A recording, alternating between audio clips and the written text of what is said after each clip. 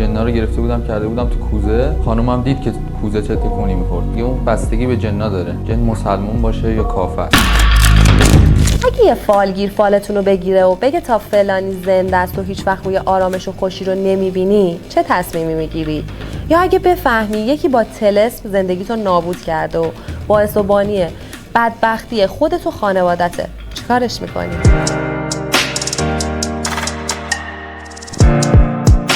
سلام گرم و خیر مقدم به تک تک شما دوستای کارگاه اسمیتی که امروزم مشتاق و منتظر شروع پرونده جدیدین. اول از همه تشکر میکنم بابت نظرهایی که کامنت میکنین و از بیننده های جدیدمون میخوام که با لایک و سابسکرایب این کانال رو حمایت کنن و با زدن زنگوله از ویدیوهای جدیدمون با خبر بشن. بریم ببینیم امروز چه خبره و چی داریم براتون. آقای صفدری، دختره اسفالگیره. سلام. سلام، خوب گلم، احمد آمادم. تمرکز کن و بعد نیت کن. نیت کردم. خب، بذار ببینم مجردی؟ ازدواج کردی؟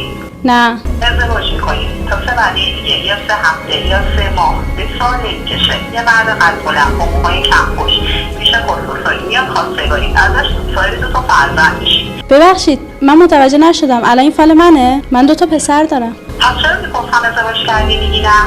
شما گفتی مجردی، گفتم نه. ببین تمرکز نداری، اطلاعات غلطی میدی، فالت اشتباه درمیاد. دقت کن درست جواب. دیگه وقتش بود بریم سراغ پرونده هایی که زمینشون خرافات و فالگیری و رمالیه. متخصصا میگن بشر از وقتی که ترس رو توی خودش شناخت رو آورد به خرافات و اینکه علت اتفاقات رو به عواملی ربط بده که ازشون اطلاعی نداره، به چیزایی که در برابرشون ناتوانه و درکی ازشون نداره، یه چیزای ماورایی و متافیزیکی. همین مسئله خیلی از آیین‌ها و مراسم رو به وجود آورده و یواش یواش بشر رفت سراغ جادو و طلسم برای که بتونه به نیروهایی که با چشم نمیبینه و ازشون سر در نمیاره غلبه کنه. حالا که علم پیشرفت کرده و منشأ پیدایش خیلی از اتفاقات مشخص شده، هنوز گروهی هستن که از جهل مردم و استیصال و ناامیدیشون برای خودشون دکون و دستگاه درست کردن. به دام شیادای این حرفه افتادن معمولا جرقه گر گرفتن شعله‌های یه جنایته. تعریف میکنین چه اتفاقی برای دخترتون افتاد؟ ایشون حالشون خوب بودن، حالش خیلی خوب بود. همیشه تو دبیرستانی هم هستن، همیشه کلاس شاگرد اول بودن، تو مسابقات علمی شرکت میکردن، همیشه جایزه میگرفتن. یه دفعه دیدم همش با خودش حرف میزنه. بعد گفتم چی شده مامان، چرا با خودت حرف میزنی آخه؟ بعد گفتش که نمیدونم، همش فکر میکنم یکی پیشمه با من داره صحبت میکنه. دیگه شبا اصلا نمیخوابید تا صبح راه میرفت، چیزی که دستش میرسید پرت میکرد به دیوار. خب خیلی نگرانش بودم.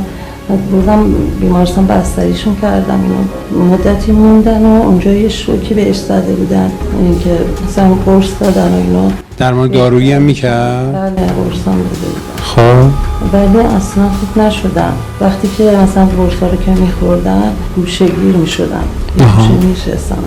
خب چه اتفاقی براش افتاده بود؟ نمیدونم، همش فکر میکرد یکی باهاش داره صحبت میکنه، مثلا یکی پیششه، در جایی که کسی نبود تنها. روز به روز حالش بدتر شد. بعد یه دوستی داشتیم پیش دکتر نام زیاد بردیم.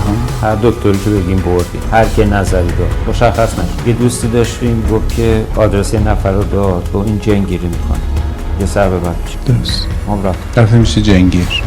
چی گفت جنگیر بهتون؟ دید و بعد گفت که ایشون 3 تا جن توی بدنش رفته. نگفت چه جوری این اتفاق افتاده؟ نه.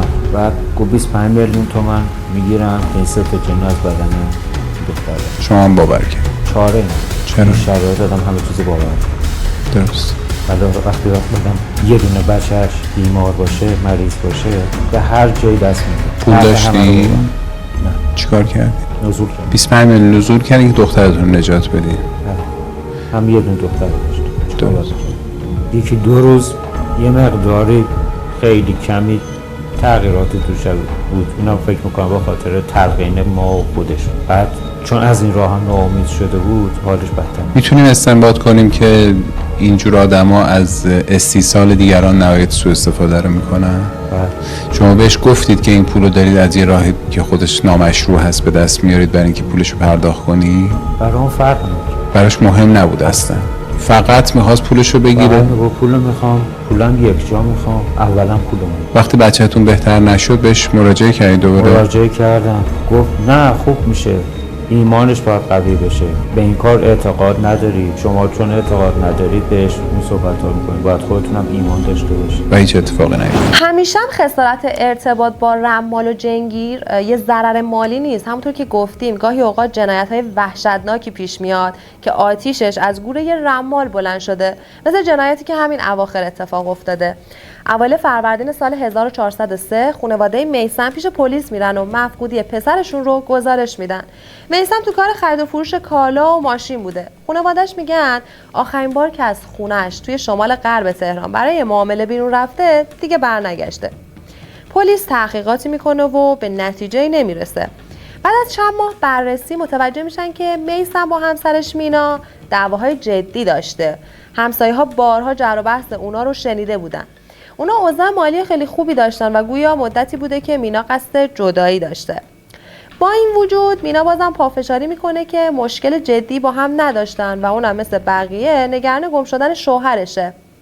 7 ماه بعد از اعلام مفقودی بالاخره پلیس بر اساس یه شواهدی مینا رو دستگیر میکنه و تازه توی این بازجویی ها پای 2 برادر رمال میاد وسط که با دستور بازپرس جنایی بازداشت میشن و اسرار مهمی رو فاش میکنن. یکی از برادرها میگه مینا که قصد داشته توی انتخابات مجلس شرکت کنه، برای رأی آوردن پیش اونا رفته و دعا خواسته. اونام یه پول حسابی گرفتن و بهش یه دعا دادن، اما مینا رأی نمیاره و میره سراغشون. برادرها بهش میگن مشکل از شوهرته که تو رو طلسم کرده. بازم مینا پول زیادی میده تا اون طلسم شوهرش رو باطل کنن. چند باری اقدام میکنن ولی میگن طلسمش سخته و هیچ جوره نتونستن تو این مدت طلسمو بشکنن و در نهایت یه نسخه عجیب میپیچن. اونا میگن برای اینکه از شر طلسم میثم راحت بشی و بتونی به موفقیت و خواستهات برسی، باید شوهرتو بکشی. مینا چند میلیارد به اونا پیشنهاد میکنه تا این کارو براش انجام بدن. برادرای رمالم وسوسه میشن و بخشی از پول رو میگیرن، اما میترسن. برای همین به مینا میگن ما چون نسخه رو نوشتیم خودمون نمیتونیم این کارو بکنیم و بعد یکی از غیر ما این کارو انجام بده و که نتیجه بگیریم. اونا میگن که مینا یه آدمکش اجیر کرده تا میثمو بکشه. هرچند مینا زیر بار نمیره، اما در نهایت معلوم میشه که حرف برادرای رمال درسته و مینا طبق نسخه اونا نسخه زندگی میثم بی‌نوا رو پیچیده. و اما بریم ببینیم جنگیر تونست دختره رو نجات بده یا نه. ما گفتن که شما 25 میلیون تومان بابت جنگیری از این خانم دریافت کردید که حال دخترشون رو خوب کنید به اصطلاح خودتون، ولی نتونستید کاری بکنید براشون. چه حرفی داری؟ که 3 جن داشت این دختر گرفتم کردم تو کوزه. شما جن گرفتید کردید تو کوزه؟ آره این خانومم دید. این خانوم دید کوزه چه تکونی میخورد. یعنی کوزه تکون میخورد و جن توش بود؟ بله دیگه، جنا رو گرفته بودم کرده بودم تو کوزه. خانومم دید که کوزه چه تکونی میخورد. و چرا حال دوباره حالش بد شده؟ خب اینطور نیست که آدم یه بار جن رو از بدنش خارج کنن واسه همیشه خارج بشه. خب دوباره بهش نفوذ کردن دیگه. این خانم ایمانش ضعیفه، تقصیر من چیه؟ ایمانش ضعیفه، جنا تونستن دوباره وجودش آره دیگه، دوباره بهش نفوذ کردن. خب چرا به وجود من یا شما تعالو نکردن؟ خب ایشون ایمانش خیلی ضعیف. این همه انسان کم ایمان تو دنیا وجود دارن، چرا جن تو وجود اونا نمیره؟ دیگه اونشو من نمیدونم دیگه. شما بابت اینکه دوباره از وجود ایشون این جنا رو خارج کنید 25 میلیون تومان دیگه طلب کردید، درسته؟ بله. خب اگر که این دفعه موفق نشید تکلیف چیه؟ گفتم که من کارمو انجام دادم. خب موفقیت کار شما به چی بستگی داره آخه؟ من جنا رو از بدن اون دختر خارج کردم. خب ایمان اون دختر ضعیف بود. شما قبلا گفتید که اگر جن مسلمون باشه، کافر باشه، یه چیزایی به این خانم گفتید و خانم میگن که تحت تاثیر شما این پولو دادن. بله دیگه اون بستگی به جنا داره. جن مسلمون باشه یا کافر. خب. مسلمون باشه زحمتش کمتره، راحت‌تر از بدن خارج میشه. خب حالا تکلیف چیه؟ این خانم هنوز تو این وضعیت گرفتار هستن. شما هم که ظاهرا هیچ گارانتی نمی‌کنید که وضعیتشون بهبود پیدا کنه، درسته؟ بله. ولی ایشون باید یه خود رو ایمانشون کار کنن. من یک بار دیگه این جنا رو از بدنشون خارج کنم. حالا فکر نمی‌کنید در محضر دادگاه و زندان دیگه بس این حرفا، یعنی این دفاعیات سر تا سر پوچ که نه با تعالیم دینی ما سازگاره نه با عرف سازگاره، فکر نمی‌کنید که الان بس باشه این که شما باز رو حرفتون پافشاری نکنین، ابراز ندامت کنین؟ به نظر شما بهتر نیستش؟ نه من هنوزم دارم میگم من کارمو انجام دادم. میدونید عنوان مجرمانتون چیه؟ شما با عنوان مجرمانه کلاهبرداری الان اینجا هستین. اینکه خسارت مالی و روحی این خانواده رو یک جوری ترمیم بکنید به نظر شما بهتر نیست برای اینکه زودتر بتونید از این وضعیت خلاص بشین؟ من هیچ کلاهبرداری نکردم. دختر می‌خواست جنا رو از بدنش خارج کنه که منم این کارو کردم. ولی ظاهرا موفق نشین حالشو خوب کنید. نه دیگه، شما باز حرف خودتون میزنید. من میگم من کارمو انجام دادم، ولی ایراد از دختر بود. ایمانش ضعیف بود. تقصیر من چیه؟ اصلا نمیخواید ابراز ندامت کنید؟ نه، من کارمو انجام دادم. در رابطه با عمل رمالی و فالبینی متاسفانه از گذشته هم ما قانونی نداشتیم که بتونیم از اون قانون استفاده کنیم، ولی تحت عناوین و تحت شرایطی قضات این مسئله رو با قانون مطابقت میدن و مجرم رو مجازات میکنن. حالا اگر با فریب و نیرنگ و مانور متقلبانه تو هم باشه عمل این رمال یا فالگیر، این تحت عنوان کلاهبرداری قابل تعقیبه. مجازات بسیار سنگینی هم داره، 1 سال تا 7 سال حبس داره. حتی اگه گذشت هم بکنن کمتر از 1 سال حبس قضات نمیتونن بهش بدن. اگر تحت عنوان این عنوان نباشه، یعنی با مانور متقلبانه و با یه شیوه هایی که طرف فریب بخوره نباشه، فقط در حد حالا به نظر من ممکنه تحصیل مال غیر مشروع، موارد دیگر قانونی که خفیف تره. البته همیشه هم رمالا و فالگیرا باعث بدبختی و مرگ بقیه نمیشن. گاهی هم خودشون قربانی طمع و فریبکاریاشون میشن. یه شب پاییزی تو سال 95 یه قتل تو جنوب تهران به پلیس گزارش میشه. پلیس جسد مرد میان سالی رو وسط خونش پیدا میکنه که با ضربات زیاد چاقو کشته شده بوده و نشون میداد قاتل حسابی ازش کینه به دل داشته. متوجه میشن مقتول ناصر 49 ساله است که تنها زندگی میکرده. همسایه ها میگن دعانویس بوده و وسایل دعانویسی هم توی پستوی خونش حرفشون رو تایید میکنه. گویا خواهرزادش عصر اومده در خونه و هرچی در زده دایش در رو باز نکرده. اونم آروم وارد خونه شده و جسد رو دیده. پزشک قانونی حاضر در محل بعد از معاینه میگه قتل صبح همون روز اتفاق افتاده. روز بعد خواهرزاده ناصر میره کلانتری و گوشه دایش رو تحویل میده. طبق گفته‌هاش دایش با کسی خصومت شخصی نداشته. اهالی محل هم تایید میکنن که ناصر با کسی مشکلی نداشته. بعد از چند روز پلیس که متوجه شده ناصر مشتریای زیادی داشته، با مشتری‌ها تماس میگیره و احضارشون میکنه تا شاید هم سرنخی پیدا کنه. بیشتر مشتری‌ها که زن بودن میگن ازش بدی ندیده بودن، تا اینکه نوبت یه زن به اسم نسترن میشه که میگه فقط 2 بار به خونه ناصر رفته و دعا گرفته برای بچه دار شدن. پلیس به رفتار و گفتار نسترن و شوهرش شک میکنه و روز بعدش بازداشتشون میکنه، اما اونا ادعای بیگناهی و بی‌اطلاعی میکردن تا اینکه 2 روز بعد پرینت تلفن ناصر آماده میشه و پلیس میبینه آخرین تماس‌ها از این زن و شوهر بوده. نهایتا نسترن به حرف میاد و با گریه میگه وقتی دومین بار برای گرفتن دعای حاملگی پیش ناصر رفته، ناصر بهش تجاوز کرده. چند روزی توی خونه مضطرب و پریشون بوده و شوهرش هم پیگیر حال و احوالش و ماجرا بوده، تا اینکه مجبور شده به شوهرش بگه و شوهرش هم صبح زود برای انتقام سراغ ناصر رفته و اونو کشته. از این پرونده ها کم نداریم. خب گفتیم با یه فالگیر آشنا شدین، داستان چی بودش؟ مدتی پیش از طریق خانواده‌ام با یه زنی فال قهوه میگرفت آشنا شدم. بعد یه چند باری که فال قهوه گرفت رفت آمد خانوادگیمون شروع شد. بیشتر با هم صمیمی شدیم تا اینکه یه روز ادعا میکرد که میتونه از طریق ارتباط با نیروی ماورایی مریضی مثل آلزایمر یا طلسما رو بشکنه. بعد یه مدتی اطلاعاتی از خانواده من داد بهم، یه حرفایی میزد که واقعا حقیقت داشت. بعد چند وقت که گذشت یه روز اومد گفت که شما تو زندگیتون مشکل دارید، زندگیتون رو طلس کردن و باید این طلس شکسته بشه. لابد در غیر این صورت براتون مشکلاتی پیش میاد و من دارم پیشگیری میکنم. بله، اگه این طلس نتونی این طلسمو باطل کنی، این طلس نشکنه، زندگیتون به هم میریزه. از این طریق کلی از ما هزینه زیادی گرفت. چقدر گرفت؟ حدوداً 40 میلیون. 40 میلیون پول گرفت که طلسمی که شده رو بشکنه. یعنی شما ایمان داشتید که زندگیتون طلس شده؟ با توجه به حرفاش فریب خورده بودم. ولی با توجه به اینکه مشکلاتمون که حل نشد یه چند تا دستنویس بهم داد و یه خرمهره که اون اصلا هیچ تأثیری نداشت. بعد که فهمیدم فریب خوردم اومدم که ازش شکایت کنم. شما متهم هستید به 15 فقره کلاهبرداری، اخاذی، بخت‌گشایی، حل مشکلات و اطلاعات از آینده. در قبالش هم پول می‌گرفتید. چه مطلبی داری؟ بله آقای قاضی، من کارم فال گرفتنه، فال قهوه میگرفتم، پولش هم مشخص بود. تمام این شاکی‌ها گفتن که شما پول رو به شما میدادن راجع به این مسائلی که الان خودتون هم قبول کردید. بله پولا رو به من میدادم ولی من به کس دیگه میدادم. یکی از دوستام این دعا رو براشون مینوشت چون من اصلا دعا نویسی بلد نیستم. خب منم پولشو میدادم به هم. شاکیا همه میگن شما پول میگرفتید بهشون، دعا میدادید، خرمهره میدادید برای حل مشکلاتشون و خبر از آینده میدادید بهشون، پولو به شما تحویل میدادن. درسته پولو من میگرفتم، پولو به من تحویل میدادم بعد ولی شما مگه دعا بهشون نمیدادید؟ دعاها رو دوستم مینوشت. خب من پولو میدادم به شما میدادید به شاکیا. درسته. خب غیر از این چه مطالبی دیگه دارید بگید شما؟ من حرف دیگه ای ندارم، من فقط فال میگرفتم، کاری نکردم. پس شما قبول دارید که فال بین هستی؟ بله درسته، من فقط فال قهوه میگرفتم.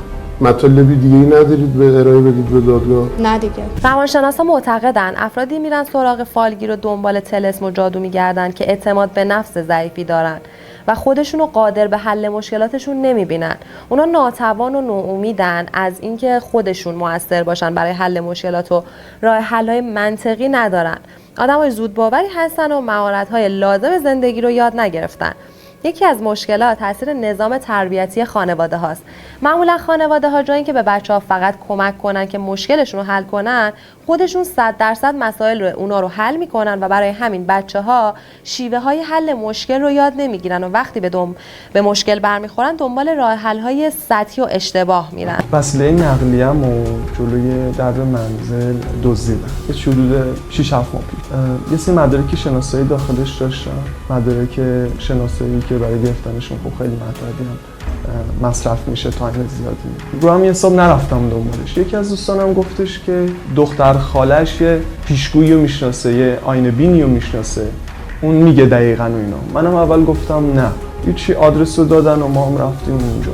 یه فضای خیلی کوچیک و تاریکی بود، خیلی کوچولو بود. وارد که شدم یه آقای محسنی بود. تا اومدم تو که مثلا صحبت کنم و اینها، دیدم یه بچه نشسته یه گوشه، سنش خیلی کم. بعد جلوشم یه آینه گذاشته بود و همین که شروع کردم به توضیح دادن، حرف منو قطع کرد و به بچه گفت چی می‌بینی؟ تو کجا؟ تو آینه؟ تو آینه بود. جلوش آینه بود. جلوش آینه بود. گفتش چی می‌بینی؟ منم تعجب کردم، همینجوری داشتم نگاه می‌کردم. مثلا خیلی واسم بیگانه بود، تا حالا ندیده بودمش. پسر بچه بعد از یه 2-3 دقیقه تمرکز کردن و نمیدونم دقت کردن به آینه، یه جور ترس گرفتن، طوری که خودشو بالا پایین میکوبید، به زمین میکوبید، یه صدای عجیب غریب در میکرد خودش، نمیدونم یه صدایی از خودش در می آورد. منم یه مقدار ترس گرفتم، چیز عجیبی تا حالا ندیده بودم. درست. اونم گفتیم حتما بچه‌ست، یه چیزایی دیده. آره یه چیزایی دیده دیگه. چه انقدر خودشو زد زمین، بلند شد، سرشو این بر اون بر کرد، یه جور حالت غیر طبیعی، این فیلمایی که نشون میده. از حال رفتش. خب یه چند دقیقه بعدم که بهش حالا یه لیوان آب داد اون پیرمرد و یه ذره حالش جا اومد، گفتش که مشخصات یه آدمی رو داد. هرچی میگفت من تو ذهنم یکی از اقواممون میومد که اتفاقا معتادم بود. بنده خدا معتاد بود و منم خب فکر کردم، گفتم حتما برای تهیه مواد. آره گفتم کار خودشه. هیچی دیگه. منم رفتم پیشش و جلوی در منزلشون اشتباه کردم، رفتم اونجا باهاش صحبت کردم، بعد بحث شد و جدل شد و کار به دعوا کشید و رفتیم کلانتری و کار به کلانتری کشید. خلاص بله جان، کار به کلانتری کشید. بله کار به کلانتری کشید. رضایت داد یا نگهتون داد؟ رضایت داد، بنده خدا دیگه روی فامیل بودن رضایت داد و ولی آبروش رفت. آبرو من رفت در است. چون که من ازم پرسیدن که واسه چی اینجوری شد، واسه شون که توضیح دادم. ازتون مدرک خواستن؟ ازم مدرک خواستن. منم گفتم که یعنی روم نشد بگم از آینه بین بود و اینها، گفتم که آره یکی بهم گفته. رمالی و فالگیری اصولا اگر انجام بشه جرمه، گرچه در قانون خاصی براش نداریم ولی در نهایت جرم هست. قضات زمانی که با این پرونده روبرو میشن، اول به شکایت شاکی توجه میکنن، نحوه کاری که انجام شده میپرسن، بعد به متهم تفهیم اتهام میکنن. اصولا مردم زمانی به دادگاه مراجعه میکنن که حس میکنن که سرشون کلاه رفته و یا این چیزی رو از دست دادن، چیزی به دست نیاوردن و در واقع زمانی هستش که دادگاه فقط میتونه یا قاضی میتونه فقط به مسئله اون جرم واقع شده رسیدگی بکنه. من امیدوارم شما دوستای کارگاه اسمیتی من هیچ وقت درگیر چنین مشکلاتی نشین و سعی کنین از مهارت و قدرت و منطق خودتون استفاده کنین. اگه در این مورد تجربه‌ای دارین یا دوست دارین با هم دیگه بحث کنیم، توی کامنت ها مشارکت کنین. منم میخونم و همراهی میکنم. ممنونم که این پرونده رو دیدین. لطفاً لایک و ساب و زنگوله رو به خاطر داشته باشین. دوستتون دارم و به خدای بزرگ میسپارمتون تا برنامه بعدی که دوباره همو میبینید. خدا نگهدارتون.